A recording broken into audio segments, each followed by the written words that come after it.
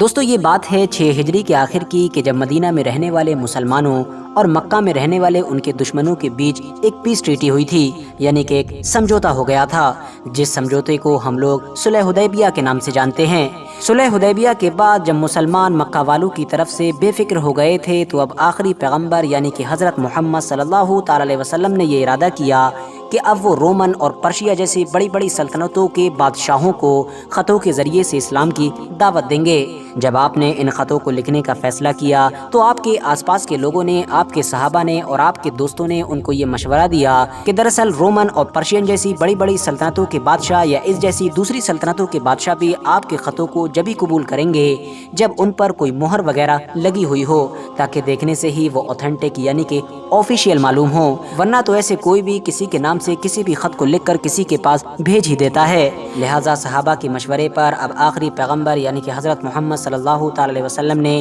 اپنے نام کی ایک آفیشیل انگوٹھی بنانے کا فیصلہ کیا۔ یہ انگوٹھی دراصل ایک چاندی کی انگوٹھی تھی جس کے اوپر محمد الرسول اللہ لکھا ہوا تھا۔ لکھا ہوا کچھ اس طرح سے تھا کہ محمد سب سے نیچے تھا، رسول بیچ میں تھا، جبکہ اللہ سب سے اوپر تھا، جو دکھنے میں بالکل اس طرح کی نظر آتی تھی۔ اس انگوٹھی سے اپنے خطوں پر مہر لگانے کے بعد اب حضرت محمد صلی اللہ تعالی علیہ وسلم نے ایک کے بعد ایک لگاتار اپنے صحابیوں کو الگ الگ علاقوں میں بھیجنا شروع کر دیا۔ جس صحابی کو بھی جس علاقے کے بارے میں زیادہ نالج تھی، زیادہ تجربہ تھا، وہ اس علاقے میں ان خطوں کو لے کر روانہ ہوا۔ اس طرح سے ایک کے بعد ایک لگاتار دنیا کے کئی بڑے بڑے بادشاہوں کو اس دور میں اسلام کی دعوت خطوں کے ذریعے سے بھیجی گئی تھی۔ اس انگوٹھی کو بہت زیادہ برکت والا مانا گیا ہے، اور یہی وجہ ہے کہ حضرت محمد صلی اللہ تعالی علیہ وسلم خود بھی جب واش روم وغیرہ جایا کرتے تھے تو اس انگوٹھی کو ہمیشہ اپنے ہاتھ سے نکال کر باہر ہی رکھ کر جایا کرتے تھے۔ ویسے تو حضرت محمد صلی اللہ تعالی علیہ وسلم نے کسی دور میں سونے کی انگوٹھی بھی استعمال کی تھی،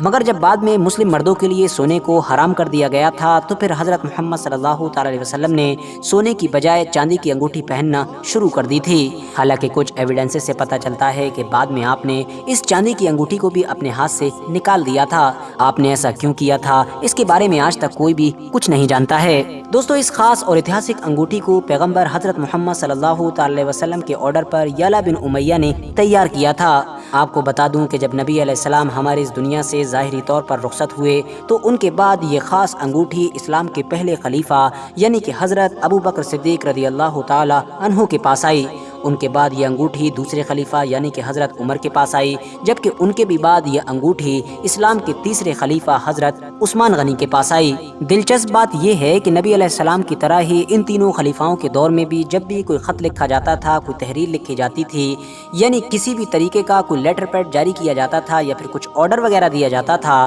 تو ہمیشہ اس پورے پیپر کے نیچے اسی انگوٹھی کی مدد سے مہر لگائی جاتی تھی، یعنی آج کے دور میں آپ کہہ سکتے ہیں اسٹیمپ کے طور پر یوز کیا جاتا تھا۔ تیسرے خلیفہ یعنی کہ حضرت عثمان غنی رضی اللہ تعالیٰ عنہ کے پاس یہ انگوٹھی صرف اور صرف 6 سال تک ہی موجود رہی تھی، ورنہ اس کے بعد یہ انگوٹھی اچانک سے ایسے گم ہوئی یا پھر یہ کہیے کہ ایسے غائب ہوئی کہ اس کا آج تک کچھ پتہ نہیں چل سکا۔ مگر ہاں یہ بات کلیئر تھی کہ اس انگوٹھی کے گم ہوتے ہی پوری مسلم کمیونٹی میں ایک ایسا فتنہ اٹھا، ایک ایسی مصیبت آئی کہ جو آج تک ختم ہونے کا نام نہیں لے رہی ہے۔ ایک ایسا فتنہ کہ جس نے اگلے کچھ سالوں کے اندر ہی خود مسلمانوں کے ہی تیسرے خلیفہ یعنی حضرت عثمان غنی رضی اللہ تعالیٰ عنہ کی نہ صرف جان لی بلکہ کچھ وقت کے بعد ہی خود مسلم کمیونٹی کے اندر ہی سول وار یعنی کہ گرہ یدھ شروع ہو گیا اور پہلی بار مسلم کمیونٹی 2 ٹکڑوں میں بٹ کر رہ گئی۔ دراصل ہوا یہ تھا کہ ایک بار تیسرے خلیفہ یعنی کہ حضرت عثمان غنی رضی اللہ تعالیٰ عنہ اور حضرت مکیب ایک کنویں کے پاس بیٹھے ہوئے تھے۔ یہ دراصل وہی کنواں تھا کہ جو مسجد قباء کے پاس میں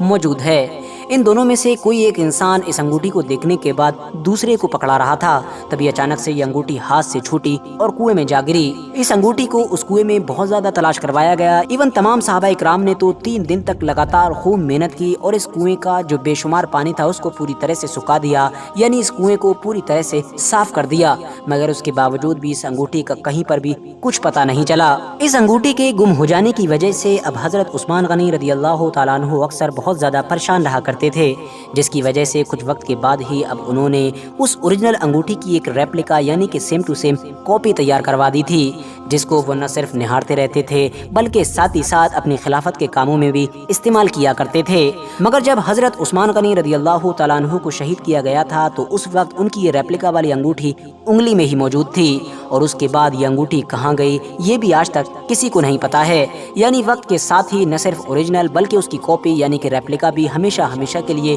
کہیں غائب ہو گئی تھی، اور کچھ پتہ ہی نہیں چل سکا کہ آخر وہ دونوں انگوٹھیاں گئی کہاں۔ اس کے علاوہ یہ بھی کسی کو نہیں پتا ہے کہ یہ دونوں انگوٹھیاں یا پھر جو اوریجنل والی انگوٹھی تھی وہ اب دوبارہ کسی کو ملے گی بھی یا پھر نہیں ملے گی۔ حالانکہ کچھ مسلم اسکالرز یہ ضرور دعویٰ کرتے ہیں کہ کیونکہ یہ اوریجنل والی انگوٹھی حد سے زیادہ برکت والی تھی اور حضرت محمد صلی اللہ علیہ وسلم کی بہت زیادہ خاص انگوٹھی تھی، تو ہو سکتا ہے کہ خدا نے اس کو جان بوجھ کر اٹھا لیا ہو، کیونکہ اس سے پہلے بھی ہم لوگ دیکھتے ہیں کہ تابوت سکینہ یا پھر اس طرح کی پیغمبروں سے جڑی ہوئی جتنی بھی قیمتی چیزیں ہوا کرتی تھیں وہ وقت کے ساتھ لوگوں کے بیچ سے اٹھا لی جاتی تھیں۔ باقی پیغمبروں سے جڑی ہوئی کچھ پرانی نشانیوں کی طرح یہ انگوٹھی بھی قیامت سے پہلے ہماری اس دنیا میں واپس آئے گی یعنی کہ ظاہر ہوگی یا نہیں، اس بارے میں بھی کوئی کچھ نہیں کہہ سکتا ہے، اور نہ ہی اس طرح کی کوئی چیز کہیں پر مینشن کی گئی ہے۔ حالانکہ دوستو آج کے دور میں پیغمبر علیہ السلام کی اس انگوٹھی کی ایک ریپلیکا یعنی کہ ہو بہو کاپی ترکی کے توپکاپی محل کے میوزیم میں بھی موجود ہے، جہاں پر اس انگوٹھی کے علاوہ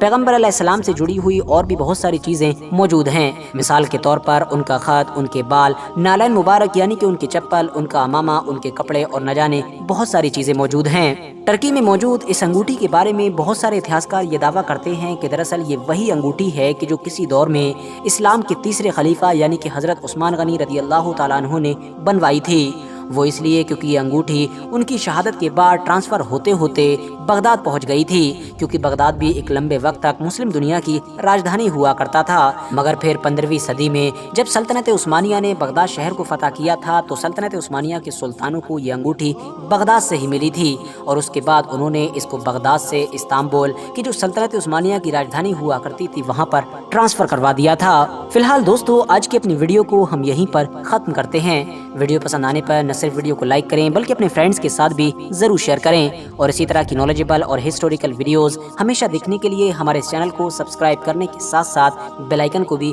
ضرور پریس کریں۔